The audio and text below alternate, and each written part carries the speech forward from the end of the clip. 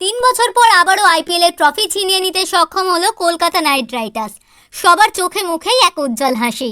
এত বছর পর গৌতম গম্ভীরকে ফিরিয়ে আনা বোধহয় সার্থক হয়েছে।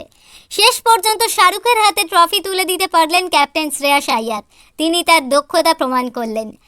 টসে জিতে প্রথমেই হায়দ্রাবাদ ব্যাটিংয়ে নামে, কিন্তু কেকেআরের দুর্দান্ত বোলিংয়ের সামনে একটু ঘাবড়েই যায় হায়দ্রাবাদ। খেলার শুরুতেই কলকাতা তাদের আধিপত্য বজায় রাখে। 2 রানে 1 এবং 6 রানে 2 উইকেট তুলে নিয়ে কলকাতা বুঝিয়ে দেয় যে তারা এবারে কঠিন প্রতিপক্ষ। সময় এগোতে থাকলে ক্রমশ একের পর এক উইকেট হারাতে থাকে হায়দ্রাবাদ। সবচেয়ে বেশি উইকেট নেয় রাসেল। সবশেষে 113 রানে হায়দ্রাবাদকে অল উইকেট করে দেয় কেকেআর। পাখির চোখ যেমন অর্জুনের একমাত্র লক্ষ্য ছিল, ঠিক তেমনভাবেই কেকেআরের লক্ষ্য তখন 114 রান আর আইপিএলের ট্রফি।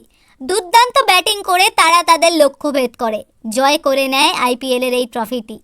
পুরো স্টেডিয়াম জুড়ে তখন কলকাতা কলকাতা ধ্বনি। কলকাতা ট্রফি জেতার আনন্দে ভীষণই আত্মহারা হয়ে পড়ে তাদের দর্শক।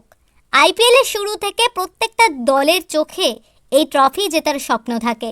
অবশেষে সেই ট্রফি উঠল কলকাতা নাইট রাইডার্সের হাতে।